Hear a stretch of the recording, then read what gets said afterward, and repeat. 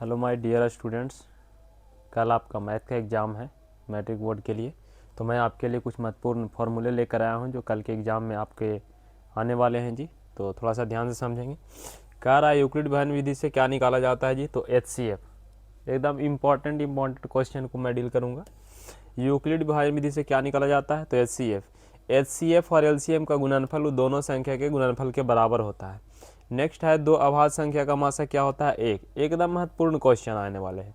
भाज्य बराबर भाजा गुने भागफल जोड़ शेषफल होता है a बराबर BQ प्लस R, जिसमें यहाँ पे कंडीशन होता है कि जो शेषफल R का मान होता है वो 0 से बड़ा या बराबर और B से छोटा होता है। ठीक है, इस चीज़ को ध्यान रखेंगे।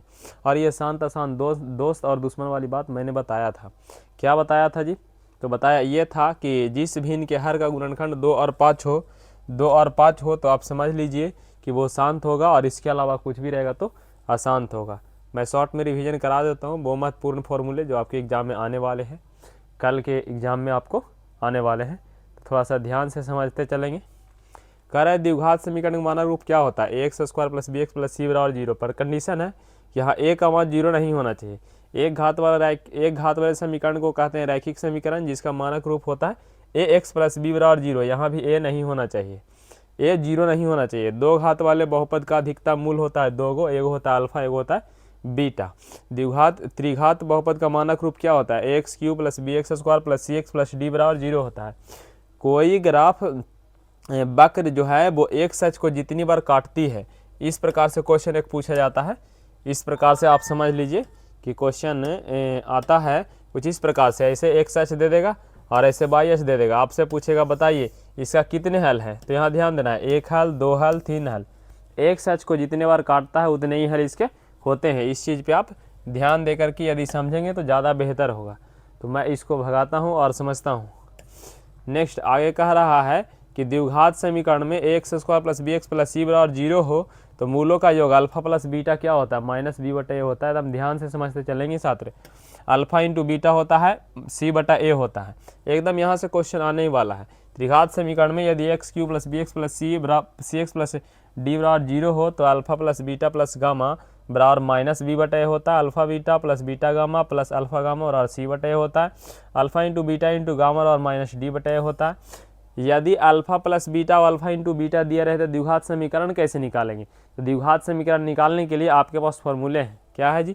तो वो है x² - alpha plus beta into x plus है alpha into beta equal to 0। अगर नेक्स्ट की मैं बात करूँ तो alpha plus beta plus gamma. Alpha beta कहने का मतलब त्रिघात बहुपद में तीनों मूलों के जो संबंध है वो दिया रहे तो त्रिघात बहुपद कैसे निकालेंगे। उसको निकालने के लिए x³ - alpha plus beta, alpha plus beta plus यहाँ पे है प्लस गामा का whole into x² plus alpha beta plus beta gamma plus gamma alpha into x minus alpha into beta into gamma equal to 0। अब आगे आते हैं तीसरे अध्याय दो चर वाले रैखिक समीकरण के रूप में। वो किस तरीका से आता है। तो दो चर वाले रैखिक समीकरण का जो मानक रूप होता है वो AX + B + C बराबर 0 होता है। इसको सोल्यूशन के लिए हमें दो समीकरण की जरूरत होती है, A1x B1y + C1 equal to 0, और दूसरा के लिए होता है A2x + B2y + C2 equal to 0।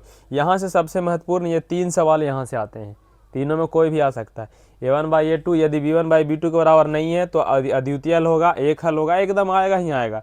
कल के एग्जाम होने के बाद मैं जब सोल्यूशन कराऊंगा तो वहाँ दिखाऊंगा किस तरीका से इस वीडियो से क्वेश्चन एग्जाम में डायरेक्ट आए हैं। अद्वितीय हल होगा, एक हल होगा। अब एक हल है मतलब हल हो रहा है, जब हल होता है तो संगत कहलाता है, और संगत की स्थिति में प्रतिच्छेदी ग्राफ होता है। क्या होता है, प्रतिच्छेदी ग्राफ होता है। इस बात को आप ध्यान से समझते चलेंगे। क्या होता है, ग्राफ प्रतिच्छेदी होता है। जब तीनों बराबर हो, A1/A2 बराबर B1/B2 बराबर होता है C1/C2, तो उसी स्थिति में अनेक हल होता है। जब हल निकल रहा है तो संगत होता है और संपाती होता है। अनेक हल की स्थिति में एक ही ग्राफ पे दो ग्राफ जाता है। A1/A2 बराबर B1/B2 is not equal to C1/C2 हो जाए तो उस स्थिति में कोई हल नहीं होता है और असंगत होता है और समांतर होता है। नेक्स्ट की यदि मैं बात करूँ तो यहाँ से दो क्वेश्चन पूछे जाते हैं। अगर कोई ग्राफ रैखिक है, सरल रेखा है, तो समझिए वो रैखिक समीकरण का ग्राफ है। अगर कोई भी जो समीकरण है वो वक्र है, वो y बराबर x² के रूप में है, तो उसका ग्राफ जो होता है वो पाराबोला होता है, परवलय के आकार का होता है। ऑब्जेक्टिव में क्वेश्चन पूछा जाता है, ध्यान से देखिएगा। दो चर वाले रैखिक समीकरण को सोल्व करने के लिए चार विधियां होती है। मैंने बताया था विलोपन विधि, विलोपन, ब्रजगुणन, प्रतिस्थापन और एक ग्राफ।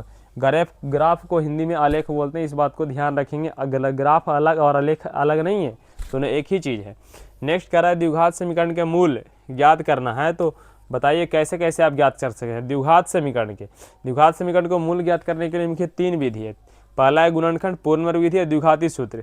बाकी सब तो ठीक है, आपने विधि के अनुसार शॉर्ट या लॉन्ग क्वेश्चन में आता है, पर ऑब्जेक्टिव में क्वेश्चन यहाँ से उठता है। किस प्रकार से आएगा कि यदि द्विघाती सूत्र जो है x बराबर minus b plus minus root d बटा 2a हो, x बराबर minus b plus minus root d बटा 2a हो, तो इस स्थिति में हम क्या करेंगे कि हाँ, तो मैं नेक्स्ट देखूं तो मेरे लिए है द्विघाती सूत्र जो होता है minus b plus minus root d बटा 2a, जहाँ डी जो होता है वो विवेचक होता है। विवेचक कैसे निकाला जाता है, तो विवेचक निकाला जाता है बी स्क्वायर माइनस 4ac से। यहाँ से विवेचक से 3 प्रश्न ऑब्जेक्टिव में पूछे जाते हैं। यदि डी यानी कि विवेचक का मान 0 के बराबर हो तो मूल्य जो होता है वो वास्तविक होता है और समान होता है, अगर मूल्य 0 से बड़ा हो, विवेचक 0 से बड़ा हो तो वास्तविक और भिन्न होता है। यदि डी यानी कि क्या बोलते हैं जी कि विवेचक 0 से छोटा हो तो मूल अवास्तविक होता है। यहाँ से एक क्वेश्चन ऑब्जेक्टिव में फिक्स है, आएगा ही आएगा। समांतर श्रेणी यदि एपी के मैं बात करूँ तो एपी के प्रथम पद को ए बोलते हैं, सार्वंतर को डी बोलते हैं, यानी डी से सूचित किया जाता है। और एपी के सार्वंतर 3 चीज हो सकते हैं, धनात्मक भी हो सकता है, ऋणात्मक भी हो सकता है और शून्य भी हो सकता है। अगर नेक्स्ट में बात करूं तो एपी में डी निकलता कैसे है, तो डी निकलता है T2 माइनस T1 से, दूसरा पद में पहला पद को माइनस करके निकलता है। अगर नेक्स्ट में बात करूं तो आगे है AN, TN या L, तीनों एक ही चीज़ है जो अंतिम पद कहलाता है। और अंतिम पद को एनवा पद भी बोलते हैं। एनवा पद निकलता कैसे, A plus N minus 1 into D. Direct फॉर्मूले भी पूछे जाते हैं, तो आप ध्यान से इसको समझते चलेंगे। SN बराबर है n पदों का योग, n बटा 2 into 2a plus n minus 1 into D.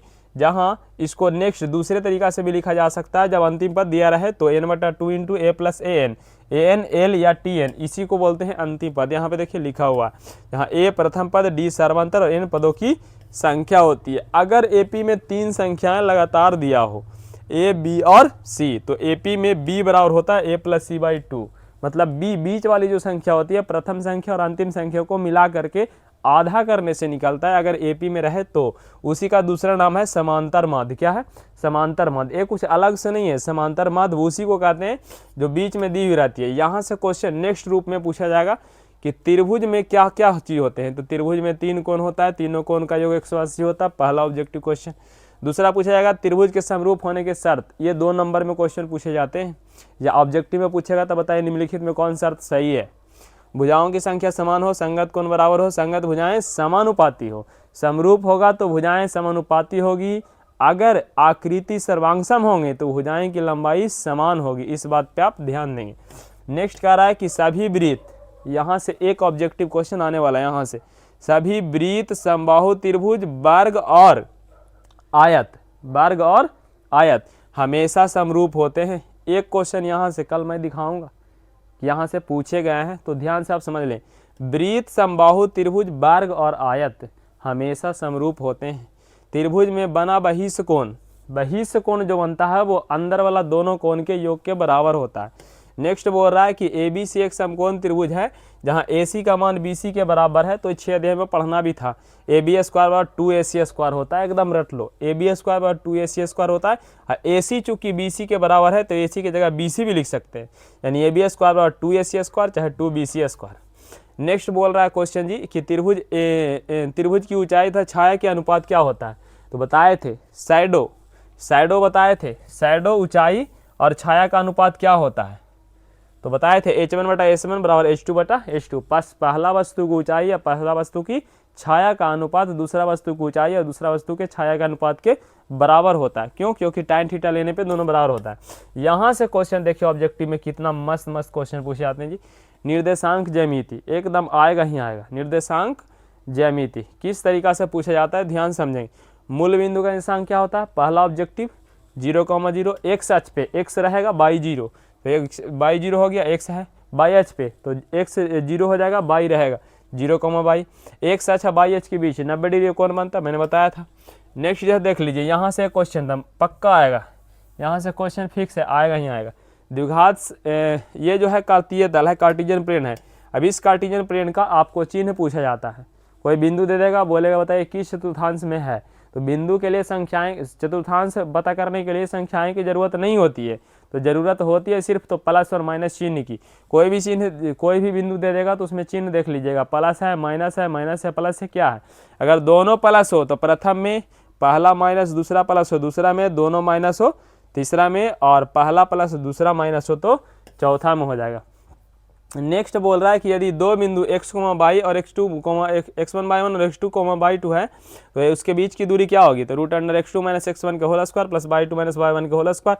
That is उल्टा भी कर सकते हैं, x1 - x2 भी कर सकते हैं। यहाँ पे लिखा हो x1 - x2 के स्क्वायर प्लस होता है y1 - y2 के स्क्वायर के वर्गमूल। नेक्स्ट यदि मैं बात करूँ तो ए बी x1/1 और x2/2 को मिलाने वाले रेखाखंड के यदि मैं बात करूं कि m/n में बांटे, यानी कि विभाजन कर ले, अंतः विभाजन कर ले, तो विभाजन सूत्र किस प्रकार से बनते हैं, तो px, y बराबर होता है mx2 + nx1 बटा m + n। विभाजन सूत्र डायरेक्ट एग्जाम में होते हैं, तो ध्यान से आप समझते चलेंगे और इसको एग्जाम में टिक करके आएंगे। mx2 = nx1 बटा m + n और m/2 = n/1 बटा m + n, इसको बोलते हैं कौन सूत्र, विभाजन सूत्र। अगर नेक्स्ट में बात करूँ तो विभाजन सूत्र का एक विशेष स्थिति है जिसमें m और n बराबर हो जाए, m और n बराबर हो जाए, तो उस स्थिति में हम क्या करते हैं, उस स्थिति में हम क्या करते हैं कि वो मध्य बिंदु हो जाता है। क्या कह रहा है, विभाजन सूत्र की स्थिति में यदि m और n बराबर हो जाए तो वो ए बी रेखाखंड का मध्य बिंदु कहलाता है, और मध्य बिंदु निकलता है x1 + x2/2। बीच वाली संख्या जब भी निकालना हो तो शुरू को अंतिम को जोड़ लो और 2 से भाग कर लो। सिंपल शब्दों में यही हमको कहना है कि बीच वाली संख्या जब भी निकालना हो तो क्या करना है जी, 1 मिनट छात्र, किस तरीका से हो गया, हाँ ठीक है। तो क्वेश्चन में क्या बोला जा रहा है कि मध्य बिंदु किस तरीका से निकलेगा। यदि ए बी सी जो है ए इतना, बी इतना और सी इतना है, तो बताइए उस त्रिभुज का क्षेत्रफल कैसे निकलेगा। क्षेत्रफल निकालने के लिए एक सूत्र होता है, वो सिंपल और साधारण होता है, लोग इसको बड़ा कर देते हैं, बड़ा करने की कोनो जरूरत नहीं है। बस इस पैटर्न को पकड़ लो, x बाहर y - y, फिर कोड याद कर लो 123, 231, 312 प्लस के साथ लिख दो, आगे 1/2 लगा के आंसर बना लो। नेक्स्ट बोला त्रिभुज का केंद्र, केंद्र को 2-3 तरीकों से पूछा, गुरुत्व केंद्र पूछा जाता है, मध्य बिंदु पूछे, गुरुत्व केंद्र पूछा जाता है, मध्य केंद्र पूछा जाता है, इस तरीका से पूछेगा, केंद्र का पूछेगा, तो वो सारा चीज इसमें एक ही होता है जी। x, y बराबर x1 + x2 + x3/3 और y1 + y2 + y3/3 होता है। यदि नेक्स्ट मैं बात करूं कि यदि 3 बिंदु संरेख हो, एक ही रेखा पे 3 बिंदु हो तो त्रिभुज का निर्माण नहीं होता है। जब त्रिभुज का निर्माण नहीं होता है तो वो तीनों बिंदु से बनने वाले त्रिभुज का जो क्षेत्रफल होता है 0 होता है। नेक्स्ट त्रिकोणमिति, यहाँ से तो क्वेश्चन आएगा ही आएगा, त्रिकोणमिति से क्वेश्चन आया, ऐसा कैसे हो सकता है। साइन थीटा बताए थे, पाकिस्तान भूखा प्यासा, पाकिस्तान भूखा प्यासा, हिंदुस्तान हरा भरा, यानी साइन थीटा बराबर p/h, कॉस थीटा बराबर b/h, टैन थीटा बराबर p/h। नेक्स्ट ये 3 त्रिकोणमिति का उल्टा ये वाला होता है, तो इसको उल्टा कर देना है। यहाँ पे कह रहा है कि थीटा बराबर जब a मान लिया जाए तो लंब चेंज होता है, कब, खाली ऊपर वाला के लिए, नीचे कुछ भी हो तो लंब आधार बिल्कुल सेम रहता है, जैसे आप जानते हैं वैसे ही होता है।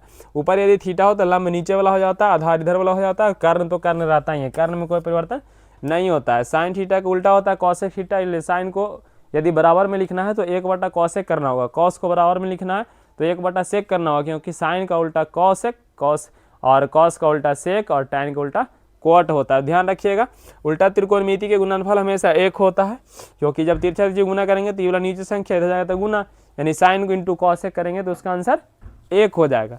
यदि नेक्स्ट मैं बात करूँ बारह के लिए, यहाँ पे दिया हुआ भी है साइन इंटू कॉसेक बराबर 1। भाई बारह के त्रिकोणमिति अनुपात की मैं बात करूँ तो sine square theta plus cos square theta बराबर क्या होता है 1। यदि साइन का मान निकालेंगे इधर जाएगा तो माइनस हो जाएगा, कॉस के मान निकालेंगे साइन इधर जाएगा तो साइन माइनस में हो जाएगा। ये इस तरीका से दिया हुआ है यहाँ पे बिल्कुल, तो यहाँ से क्वेश्चन बिल्कुल आएंगे ही आएंगे।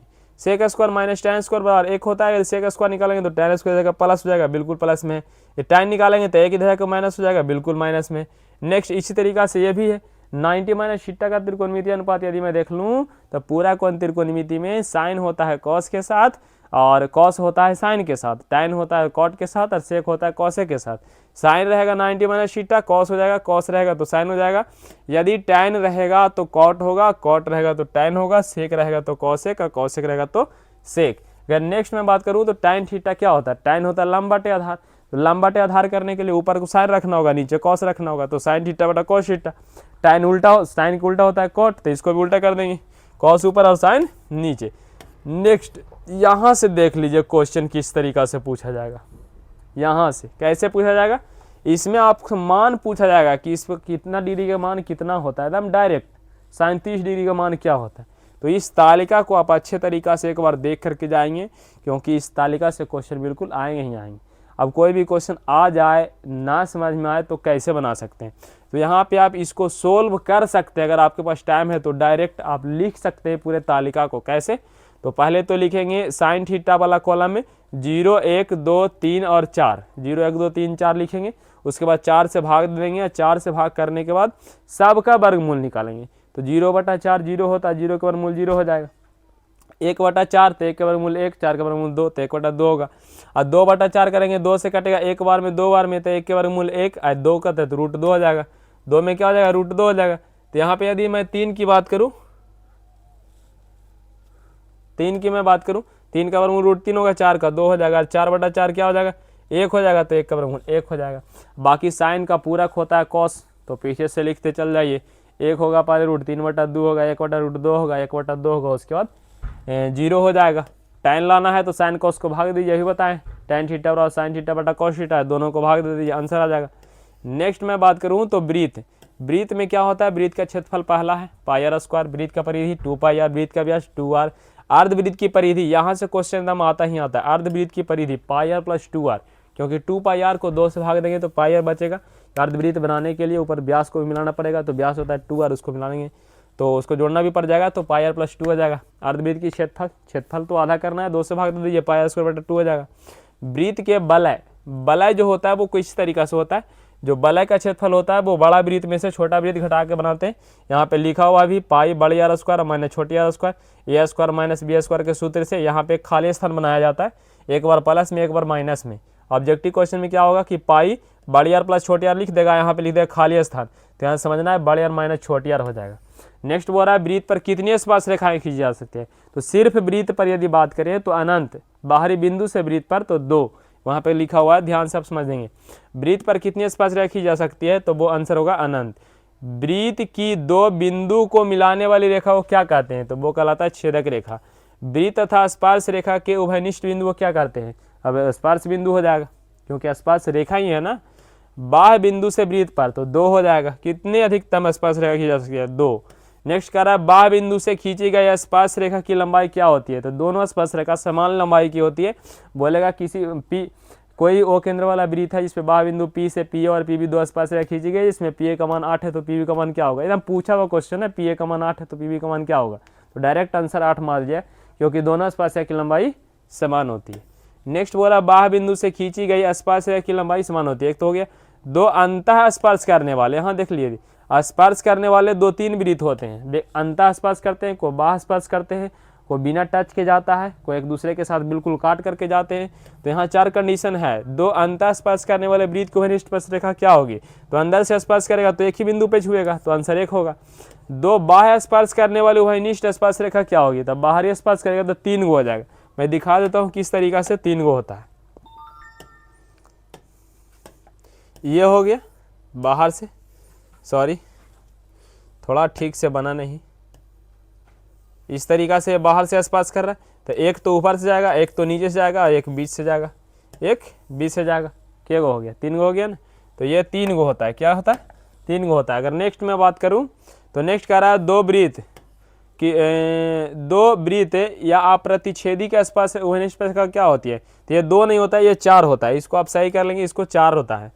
नेक्स्ट कह रहा है कि पहिए द्वारा एक चक्र में तय की गई दूरी क्या होगा। अगर वृत्ताकार पहिया है तो यहाँ से शुरू होकर के फिर वापस यहाँ कब आएगा, जब एक चक्कर पूरा तय करेगा। तो पहिया चक्कर लगाता है किस पे, थोड़ा ना त्रिज्या पे लगाता है, वो तो अपने परिधि पे लगाता है। तो एक चक्कर में तय की गई दूरी उसकी परिधि के बराबर होती है। नेक्स्ट यदि मैं बात करूँ तो त्रिज्यखंड के क्षेत्रफल सबसे पहला इंपॉर्टेंट, θ/360 πr²। त्रिज्यखंड की चाप की लंबाई जो होती है परिधि से रिलेटेड होती है, तो θ/360 × 2πr हो जाएगा।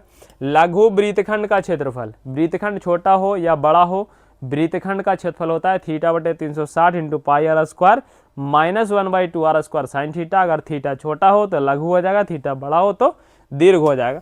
दीर्घ को निकालने का एक और तरीका है कि छोटा के निकाल लो, पूरा वृत्त में से घटा दो, बड़ा वाला भाग चाहिए तो छोटा निकाल के पूरे में से घटा दो, वो भी आप कर सकते हैं। त्रिज्यखंड के परिमाप कैसे निकालता है, तो चाप की लंबाई निकाल के व्यास को जोड़ दो, आंसर आ जाएगा। नेक्स्ट वही ये लिखा हुआ है चाप की लंबाई प्लस 2r व्यास ही होता है। अब आगे एक अलग अलग प्रकार से 2D और 3D के क्षेत्रमिति के कुछ प्रश्न दिए गए हैं, सॉरी फॉर्मूले दिए गए हैं, तो उसको हम देख लेते हैं। वर्ग का क्षेत्रफल, कभी कभी क्या होता है आसान चीज़ें हमेशा भूल जाते हैं, जिसमें कॉन्फिडेंस होता है क्वेश्चन बन जाएगा, एग्जाम में छूट के आता है या फिर गलती हो जाता है, तो ऐसा होना नहीं चाहिए। ओवर कॉन्फिडेंस नहीं होना है, कॉन्फिडेंस में रहना है जी।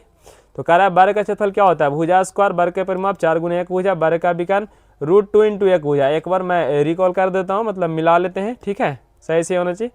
आयत का क्षेत्रफल क्या होगा, लंबाई गुना चौड़ाई, परिमाप क्या होगा 2 × लंबाई प्लस चौड़ाई, वर्ग का इसका विकर्ण आयत के √√L² + B²। घन का क्षेत्रफल क्या होगा 6 × A², विकर्ण √3 × A।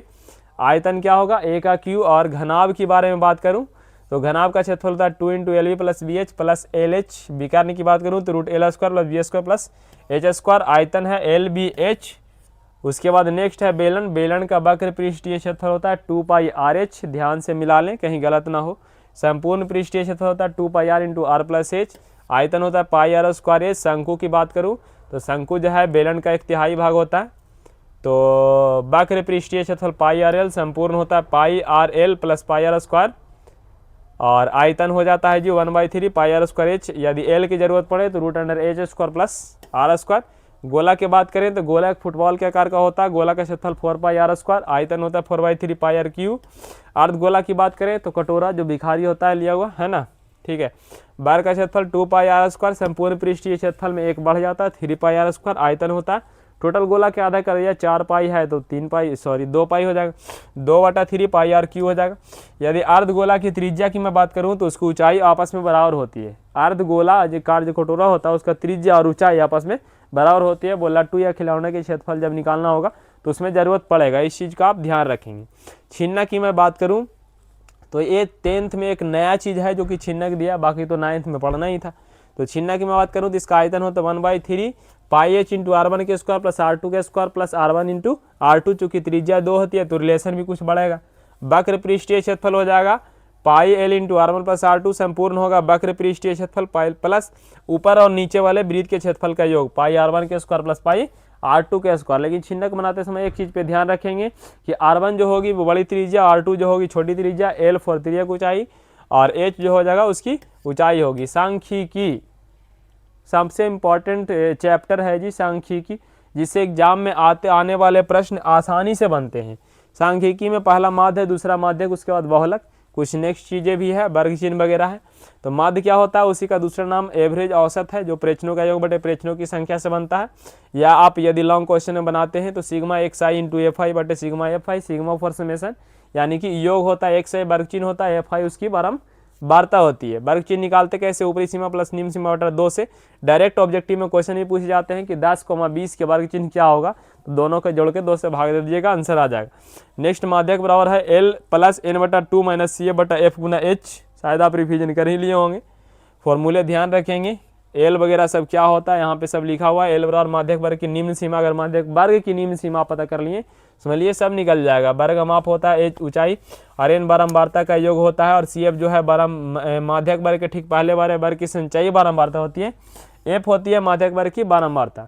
यदि मैं बात करूँ माध्यक के, तो माध्यक निकालने का ऑब्जेक्टिव में शॉर्ट क्वेश्चन जो आते हैं उसमें है n/2 n + 1/2 पद का, जब n जो है वो विषम संख्या हो और n जब सम संख्या हो जाता है तो 1/2 n/2 पद प्लस n/2 + 1 पद होता है, जहाँ n सम संख्या हो। नेक्स्ट यदि बहुलक की बात करूँ तो बहुलक ऑब्जेक्टिव क्वेश्चन के लिए तो इस प्रकार से पूछे जाते हैं, संख्याएं दी रहेगी जिसमें जिसकी बारंबारता सबसे अधिक होगा। कहने का मतलब ये हो गया कि जो सबसे ज़्यादा बार दिखेगा उसको आप बोल सकते हैं क्या कि वो बहुलक होता है। लेकिन यदि लॉन्ग क्वेश्चन में पूछे जाए, तालिका बना करके क्वेश्चन दिया जाए, तो आप किस तरीका से बनाएंगे, तो उसके लिए यहाँ दिया गया है l + f1 - f0 बटा में 2f1 - f0 माइनस में f2 × h, जहाँ l होता है बहुलक वर्ग की निम्न सीमा, चूंकि बहुलक निकाल रहे हैं तो बहुलक वर्ग की निम्न सीमा, और f1 होता है बहुलक वर्ग की बारंबारता, उसके पहले 0 होगा, उसके बाद 2 हो जाएगा। h तो आप जानते हैं अमाप ही होता है, बहुलक वर्ग है तो बहुलक होगा, माध्यक रहे तो माध्यक होगा। नेक्स्ट बोल रहा है जिससे संख्या की बारंबारता सबसे अधिक होती है उसको बहुलक कहते हैं, अभी मैंने बताया ही। प्रायिकता का अधिकतम मान क्या होता है जी, 1 होता है। प्रायिकता की मैं बात कर रहा हूँ, लास्ट चैप्टर है, बस 2 मिनट रुक जाए मैं समाप्त करके दूंगा आपको। प्रायिकता प्रोबेबिलिटी संभावना क्या, प्रायिकता का अधिकतम मान क्या होता है 1 होता है, यानी कि होगा तो 1, नहीं होगा तो 0। नेक्स्ट न्यूनतम मान क्या होगा तो 0 हो जाएगा। और होने और ना होने की पूरी घटनाओं में टोटल प्रायिकता का रिलेशन क्या होता है तो प्रोबेबिलिटी ऑफ ई जो होता है वो 0 से या तो बड़ा होगा ना तो 0 के बराबर, 1 से छोटा होगा या 1 के बराबर। ये रिलेशन को आप ध्यान रखेंगे क्योंकि एग्जाम में रिलेशन पूछा गया। प्रोबेबिलिटी ऑफ ई, किसी भी चीज़ की प्रायिकता आपको निकालनी हो तो प्रोबेबिलिटी ऑफ ई बराबर होता है ई के अनुकूल परिणामों की संख्या बटा में हो जाता है सभी संभव परिणाम। बटा में क्या हो जाता है जी, सभी संभव परिणाम हो जाता है। कह रहा है सभी संभव परिणामों का योग, सभी संभव प्रायिकताओं का योग क्या होता है प्रोबेबिलिटी ऑफ ई। मान लो ई डैश पूछ दिया जाए, मतलब किसी भी एक ही घटना में होने और ना होने का योग क्या होता है तो वो 1 होता है। यहाँ पे दिया गया अभी है probability of E plus probability of E dash बराबर क्या होगा तो वो होता है 1। कभी कभी किसी के एक दिन जन्मदिन होने की प्रायिकता दे देगा, बोलेगा नहीं होने की प्रायिकता क्या होगा तो बस सिंपल उसको 1 में घटा के आप आंसर लिख सकते हैं। एक ही घटना के होने की और नहीं होने की प्रायिकता का योग 1 होता है, इस चीज़ पे आप ध्यान रखेंगे। नेक्स्ट कुछ अलग से आपको सूत्र दिए गए हैं जो एग्जाम में शायद आपको काम आ सकते हैं, तो इस चीज़ पे आप ध्यान देंगे। समबाहु त्रिभुज के बारे में यहाँ दिया गया है कि समबाहु त्रिभुज के क्षेत्रफल क्या होता है तो वो होता है √3/4 गुने भुजा स्क्वायर। समबाहु त्रिभुज का परिमाप 3 × 1 भुजा होता है, शायद आप जानते ही होंगे। समबाहु त्रिभुज की ऊंचाई √3/2 × 1 भुजा। समद्विबाहु त्रिभुज के बारे में दिया है 1/4a 4√4b² - a²। समद्विबाहु त्रिभुज की परिमाप क्या होती है तो a+2b या a+2c भी हो सकता है, भुजाएं पर डिपेंड करता है किस तरीका से दिया हुआ है। शीर्ष लंब क्या होता है जी तो होता है √4b² - a² होता है। विषम बाहु त्रिभुज का परिमाप जिसको s बोलते हैं a+b+c, s तो अर्ध परिमिति होती है, 2s होता है परिमाप। विषम बाहु त्रिभुज के क्षेत्रफल निकालने के लिए हीरोइन का सूत्र इस्तेमाल करते हैं, हम लोग मजाक तौर पे हीरोइन वाला सूत्र भी बोल देते हैं। नेक्स्ट करा s बराबर a+b+c/2, क्योंकि हीरोइन के सूत्र में s आता है, s होता है अर्ध परिमिति। Semi perimeter s for s = क्या हो जाएगा a+b+c/2। समकोण त्रिभुज के क्षेत्रफल 1/2 गुना आधार गुना ऊंचाई, एग्जाम में तो आता है जी, हम ध्यान रखेंगे। समकोण त्रिभुज का परिमाप क्या होगा, तीनों भुजा जोड़ दीजिए, किसी भी त्रिभुज का परिमाप निकल जाएगा, चाहे वो त्रिभुज कैसा भी हो। नेक्स्ट यदि मैं बात करूं समलंब चतुर्भुज के क्षेत्रफल क्या होता है जी, समलंब चतुर्भुज के क्षेत्रफल निकालने के लिए 1/2 ऊपर और नीचे समांतर भुजा का योग गुना में होता है ऊंचाई। समांतर चतुर्भुज के क्षेत्रफल होता है आधार गुना ऊंचाई। समांतर चतुर्भुज की परिमिति सिंपल है जी, समांतर चतुर्भुज है तो ऊपर और नीचे वाला बराबर होगा, साइड वाला बराबर होगा, दोनों को जोड़ के दूसरे भाग गुना कर दो। लिखा हुआ है अभी 2 × आसन्न भुजाओं का योग। आसन्न मतलब होता है लगातार भुजा, लगातार मतलब लंबाई चौड़ाई एक हिसाब से, हालांकि उसमें लंबाई चौड़ाई बोलना ठीक नहीं है पर मान के चल सकते हैं, कोई दिक्कत नहीं है। कोई भी चतुर्भुज में ABC सभी कोण जोड़ करके 360 डिग्री होता है, आपको मालूम होगा। समचतुर्भुज का क्षेत्रफल विकर्ण से निकलता है तो 1/2 d1 × d2 हो जाएगा, उसका परिमाप 4 × 1 भुजा हो जाएगा। समचतुर्भुज में सब भुजा बराबर होता है, चारों को जोड़ देंगे 4 गुना भुजा होगा ही होगा। किसी चतुर्भुज का क्षेत्रफल जो है 1/2 गुना 1 विकर्ण संगत है, शीर्षलंबों की ऊंचाई शीर्षलंबों की लंबाई के योग के बराबर होते हैं, वो शीर्षलंब दिया रहेगा तब लगाना है। समचतुर्भुज की भुजा कैसे निकलती है तो चूंकि समचतुर्भुज का विकर्ण एक दूसरे को समकोण पर समद्विभाज्य करते हैं तो वहाँ पे आप शीर्षलंब वाला सूत्र लगा सकते हैं। d1/2 का स्क्वायर d1/d2/2 के होल स्क्वायर का वर्गमूल आप लिख सकते हैं, कोई दिक्कत नहीं है। 1/2 बाहर आ जाएगा, d1 + d2 के d1 का स्क्वायर प्लस d2 का स्क्वायर हो जाएगा। समचतुर्भुज का एक विकर्ण क्या होगा तो विकर्ण के लिए भुजा को उधर भेजो, एक विकर्ण निकाल लो, उसमें कोई दिक्कत है नहीं। एक ही आधार और एक ही ऊंचाई पे बने दो समांतर त्रिभुज के क्षेत्रफल का अनुपात क्या होता है, एक ही आधार और उसकी ऊंचाई ऊंचाई √2 गुना होता है तो 2 हो जाएगा, 1/2 हो जाएगा। इस चीज़ पे ध्यान देंगे। कुछ विशेष बहुभुज है जिसके बारे में दिया गया है, शायद एग्जाम में आ सकता है। तो कह रहा है षष्ठभुज का क्षेत्रफल क्या होगा, षष्ठभुज मतलब 6 गो समबाहु त्रिभुज, तो 6 गुने समबाहु त्रिभुज का क्षेत्रफल लिखा हुआ है, सिंपल है। उसकी परिमिति क्या होगा, 6 को भुजा रहेगा तो 6 × भुजा कर दीजिए। n भुजा वाले बहुभुज के अंतः कोण क्या होते हैं, ये बहुत महत्वपूर्ण है जी।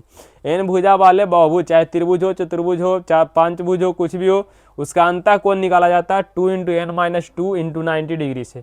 बहुभुज के क्षेत्रफल n × एक समद्विबाहु त्रिभुज के क्षेत्रफल के बराबर होता है, जैसे कि यहाँ पे आपने देखा भी। बहुभुज का परिमाप होता है n गुना भुजा, वो तो ठीक है ना, बहुभुज जब 4 भुजा है तो चारों को जोड़ देंगे या 4 से गुना कर देंगे। n भुजा वाले समबाहुभुज का प्रत्येक कोण, समबाहुभुज यदि बराबर भुजा रहेगा तब, क्योंकि बराबर भुजा रहेगा सब कोण भी बराबर होगा, तो उस स्थिति में अलग अलग कोण भी निकाल सकते हैं। n - 2/n गुना में 180 डिग्री। कमरे की चारों दीवारों का क्षेत्रफल क्या होता है जी, चारों दीवार के खाली निकालना है तो 10 और 10 और 10 और 10 फर्ज निकाल करके जोड़ दीजिए, उसमें कोई दिक्कत है नहीं। ऐसे खास तौर पे ऊंचाई इसमें होगी, लंबाई चौड़ाई उसमें होगी, तो 2 इंटू ऊँचाई इंटू में लंबाई प्लस चौड़ाई आप कर सकते हैं। तो मेरे तरफ से जो मेरे द्वारा लिखा गया आपको फॉर्मूला था, मैंने आपको बताया, समझाया। यहाँ से आपको आने वाले हैं जी एग्ज़ाम में, मैं गारंटी देता हूँ कि 30 नंबर के ऑब्जेक्टिव तो यहाँ से आएगा ही आएगा। बाकी कल मिला करके मैं आपको बताऊँगा कि कितने क्वेश्चन आए हैं इससे। बाकी के लिए धन्यवाद, थैंक यू। आप लगे रहें और अच्छे से थोड़ा सा मेहनत कर लें आज की रात, बाकी तो कल रिजल्ट है आपके साथ। धन्यवाद।